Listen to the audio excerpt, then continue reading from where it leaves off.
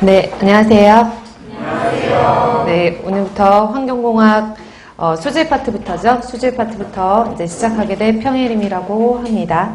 만나서 반갑고요. 오늘 시작하기 전에 제가 대략적으로 이제 공부하시는 방법이나 수업 진행 방법에 대해서 잠시 설명을 드리고 그 다음에 수업을 바로 진행하도록 할게요.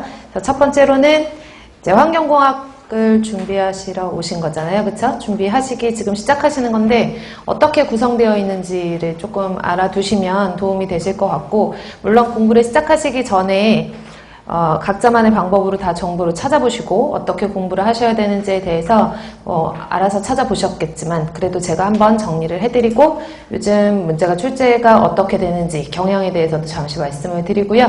그 다음에 공부하는 방법, 그 다음에 수업의 진행 방식에 대해서 설명을 드리고 수업을 시작할게요.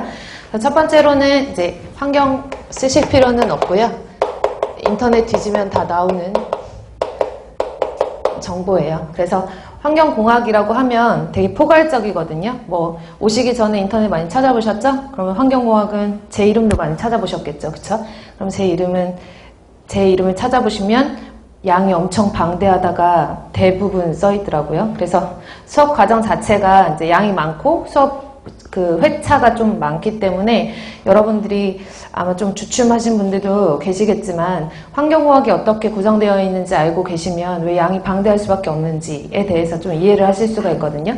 그래서 환경공학이라고 하는 것은 총 시험 문제에 나올 때 뭐 시험은 환경직 공무원 9급, 7급 뿐만 아니라 뭐 연구사 시험도 있고 환경부 시험도 있고 국가직 시험 문제도 있고, 그래서 되게 다양한 분야에서 환경직을 뽑잖아요. 그쵸?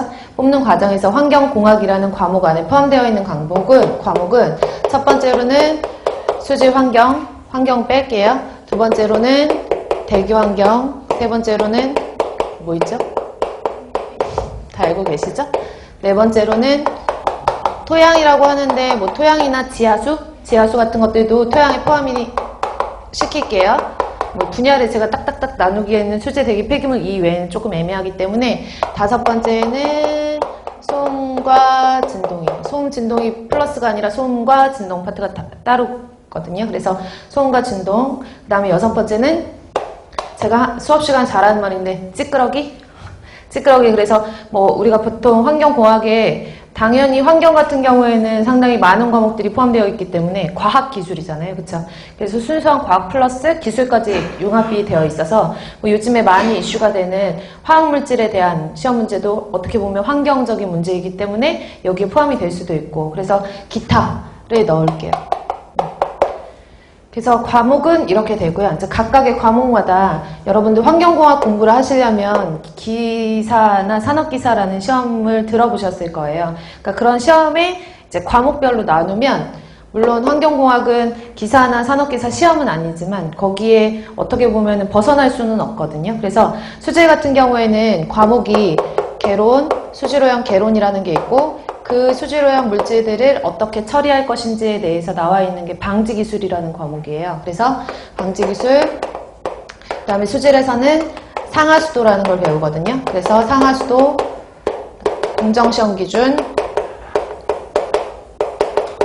법규, 수질오염 관계 법규 이렇게 구성되어 있고, 대기 같은 경우에는 개론, 똑같이 마찬가지로 대기오염 방지기술, 그 다음에 연소공학, 그 다음에 마찬가지로 공정시험 기준.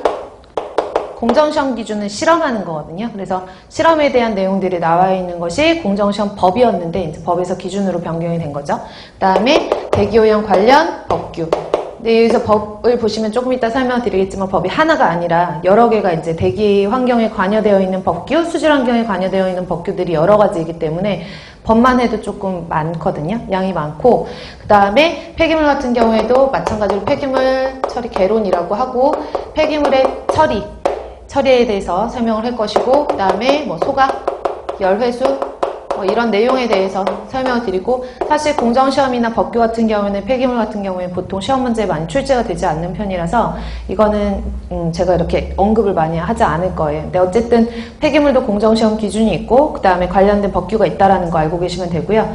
그 다음에 토양하고 지하수도 마찬가지로 토양 파트의 개론과 그 다음에 토양을 처리하는 처리 방법, 처리 기술이라고 할게요. 그 다음에 지하수도 마찬가지로 개론과 처리 기술로 나뉘어서 토양이 오염되었을 때 그 토양을 어떻게 처리하면 될 것인가가 거의 대부분 주라고 보시면 되죠. 그리고 소음 같은 경우에도 소음 파트와 진동 파트로 나뉘어서요. 제가 이제 폐기물부터는 다 모든 기사나 산업기사 그 항목들을 다 나열한 거는 아니거든요. 그래서 대략적으로 이제 이런 식으로 구성이 되어 있다고 보시면 되고요. 제가 이거를 왜 다 알고 계시는데 썼냐 하면 시험 문제가 어떤 문제에서 출제가 되는지를 설명을 드리려고 이렇게 장황하게 썼거든요. 그리고 기타는 사실 기타에서 시험 문제 나오는 거는 한참 동안 위해성 평가에 대해서 시험 문제가 많이 출제가 됐었고, 그리고 환경 영향 평가 많이 들어보셨죠? 그런 환경 영향 평가나 정책적인 부분이 시험 문제 나올 수가 있어요. 그래서 요즘에 이슈되는 환경적인 정책이라든지 아니면 환경 이슈라든지 이런 것들에 대해서 시험 문제가 나오죠. 그래서 예를 들어서 위해성 평가라든지 화학물질 독성,